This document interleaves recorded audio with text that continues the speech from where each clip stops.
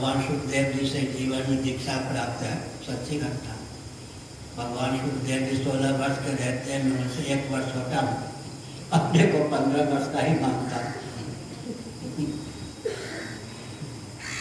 हमने संकेत किया, क्या संकेत किया? भगवान नाम का संकीर्तन। ऊपर हम थे, नीचे हो स्वामी जी। हम किसी को परिचय नहीं देते कि हम शंकराचार्य हैं, शांति से रहे। अब तो लोग प्राय इसका यंत्र का युग है, जान जाते हैं।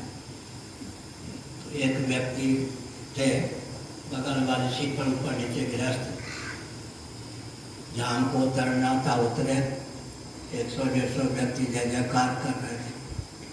दौड़ी महिला, हाय 12 घंटे साथ रही, हाथ भी नहीं जोड़ा। हमने क्या पढ़ता कि शंकराचार्य, हमने काम क्या करा? महिला ने कहा है 12 घंटे साथ रही, हम तो कहने कोई बाबा होगा, हाथ भी नहीं जोड़ा। हम मुस्कुराए, हम क्या कर? होगा है नहीं। वस्तु विशेष नाम मिल जाने, कर्तलगत न पड़े पहचाने। ऐसे व्यक्ति विशेष तो नामाधीन वस्तु या व्यक्ति का ज्ञान होता है, ज्ञानाधीन वस्तु की उपयोगिता होती है। दूसरी बात है, वस्तु शक्ति ज्ञान की अपेक्षा नहीं रखती। दोनों पर विचार करना चाहिए। अग्नि को अग्नि समझकर छू लें तो जले बिना न रहे, अग्नि को अग्नि न समझकर छू लें तो जले बिना न रहे। चैतन्य महाप्रभु नाम संकीर्तन अच्छे न्यायिक थे। एक विचित्र बात, नव्य न्याय का उन्होंने, आजकल छिपाया जाता है, प्राचीन और नव्य दोनों न्याय की जन्मभूमि मिथिलांचल। मिथिलांचल में रहकर ही उन्होंने नव्य न्याय का अध्ययन किया। उनको भगवान सिद्ध करने के व्यंगों में इस इतिहास को छिपाया जाता है। उन्होंने मिथिलांचल में रहकर नव्य न्याय का अध्ययन किया था। सच्ची बात तो है किया। उन्होंने एक ग्रंथ लिखा, उनके कोई मित्र थे, ग्रंथ को सुना, मूर्छित होने लगे। चैतन्य महाप्रभु ने कहा, क्यों मूर्छित हो रहे हो? आपके ग्रंथ के आगे मेरे ग्रंथ को कौन पूछेगा? अपने मित्र को संतुष्ट करने के लिए वो ग्रंथ जल में प्रवाहित कर दिया। ये है चैतन्य महाप्रभु का अद्भुत। कदाचित वो ग्रंथ होता तो विश्व का और कल्याण होता, लेकिन अपने एक मंत्र, अपने एक मित्र की निराशा को दूर करने की भावना से उन्होंने जो भव्य ग्रंथ लिखा था, एक ही ग्रंथ लिखा, वो भी प्रवाहित कर दिया। अब तो केवल शिक्षाष्टक ही शेष है, जिसमें चेतोदर्पण मार्गनम है, और जो हम लोग कहते हैं त्रिनादपि स्मृतेन तरोरपि सहिष्णुना अमानिना मान देना कीर्तनीय सदा हरि। अमानिना मान देना बहुत बढ़िया, भगवान को कीर्तनीय है, यशोगान करने योग्य है, लेकिन विशेष रूप से अधिकारी कौन बताया?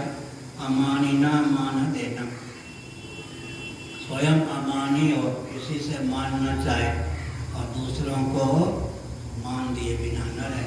अमानिना मान देना, ऐसे मान भाव के द्वारा भगवान कीर्तनीय। मानी इतनी योग्यता आने के बाद अगर कोई भगवान नाम का कीर्तन करता है, झटपट भगवान नाम उसका तारक बन जाता। नहीं तो भाव को भाव, मनक आलसु नाम देखा मंगल दिष्टु, भाव को भाव भी नाम ले तो मंगल दिष्टु है ही। लेकिन अमानिना मान देना, अधिकृत व्यक्ति, उच्च कोटि का अधिकारी कौन है? स्वयं मान न चाहे दूसरे को मान दें। अमानिना मान देना, ऐसे पात्र का वर्णन किया। इन्होंने चैतन्य महाप्रभु ने कीर्तनीय सदा हरि, भगवान सदा ही कीर्तनीय, कीर्तन करने योग्य। भगवान का एक स्वरूप होता है, एक स्वभाव होता है, प्रभाव होता है। प्रतिबंधक न होने पर स्वरूप के अनुरूप स्वभाव होता है, स्वभाव के अनुरूप प्रभाव होता है। जैसे अग्नि तत्व है, दाह और प्रकाश, दाहक और प्रकाशक है। दाह और प्रकाश का स्वरूप है, स्वभाव क्या है? दाह जलाना और प्रकाश करना। प्रभाव क्या है? शैत्य का निवारण करना और क्या करना?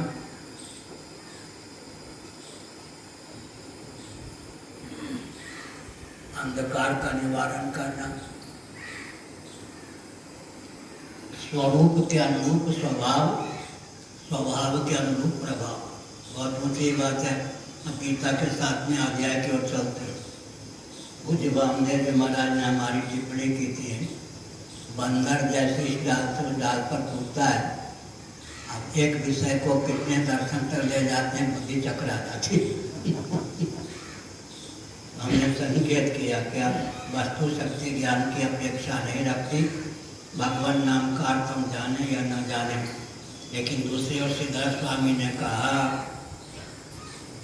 वस्तु शक्ति ज्ञान की अपेक्षा नहीं रखती। जैसे अग्नि को छुए जानकर तो अग्नि जलाए बिना न रहे।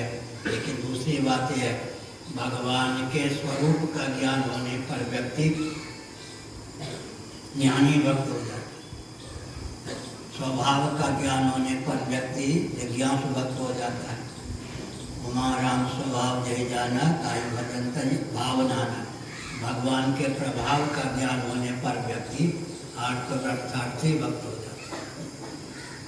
आर्तव्रतार्थी भक्त कौन होगा? भगवान के प्रभाव का ज्ञान, जिसे विज्ञान है।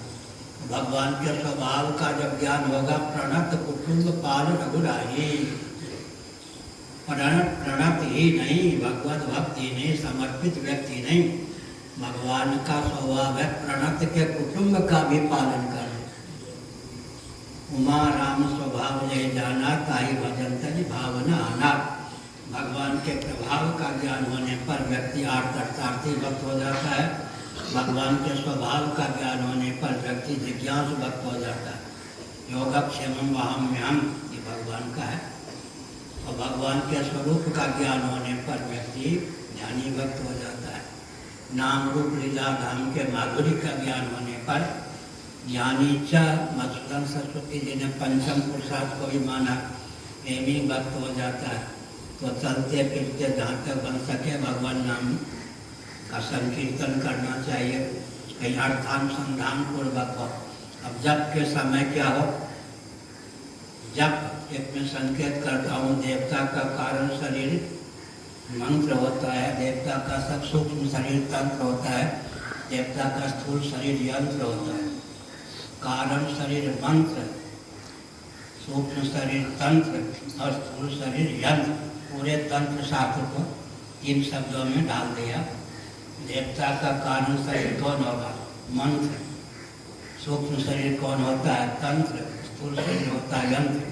हमारा आपका जो स्थूल शरीर है, जिसमें पंच ज्ञानेंद्रियों को, पंच कर्मेंद्रियों को अभिव्यक्त करने के संस्थान बाह्य से में अंतःकरण पंचक को, अंतःकरण पंचक के सहित प्राण पंचक को अभिव्यक्त करने के संस्थान अभ्यंतर शरीर में। हमारा आपका स्थूल शरीर कार्यात्मक है, सूक्ष्म शरीर कर्मात्मक है, कारण शरीर बीजात्मक है। स्थूल शरीर यंत्र प्रधान है, सूक्ष्म शरीर तंत्र प्रधान है, कारण शरीर मंत्र प्रधान है। पृथ्वी जल तेज वायु आकाश आत्मा में अनुगत सिद्धांत का नाम मंत्र है। और उस मंत्र को, सिद्धांत को आधुनिक वैज्ञानिक ढंग से बोला तो पृथ्वी जल तेज वायु आकाश आत्मा में अनुगत सिद्धांत का नाम मंत्र है। मंत्र को यंत्र तक पहुंचाने की विधा का नाम तंत्र होता है। तंत्र माने अधीन। मंत्र को यंत्र तक पहुंचाने, सिद्धांत को यंत्र तक पहुंचाने की विधा का नाम तंत्र होता है।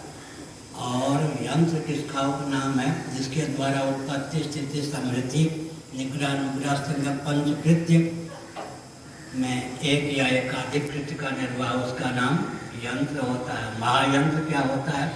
मनुस्मृति के 1163 में महायंत्र प्रवर्तनम, प्रतिबंधित हो, महायंत्रों का प्रवर्तन करोगे तो विकास के दर से विनाश निकलेगा।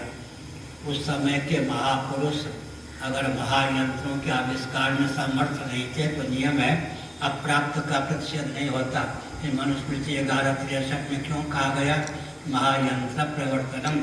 महायंत्र की व्याख्या क्या होती है? वैकल्पिक प्रज्ञा शक्ति प्राण शक्ति से युक्त यंत्र का नाम महायंत्र हो जाता है। इस ढंग से अगर बोलेंगे, आधुनिक ढंग से पढ़े लिखे व्यक्ति भी धर्म अध्यात्म के प्रति आस्थान्वित होंगे। और भी एक विधा, नहीं तो फालतू कह के छोड़ देंगे। एक विधा बाल ठाकरे जी की बात करता हूँ आजकल भी। एक बार मैं बम्बई पहुंचा तो मेरा नाम सुन के भाग गए थे।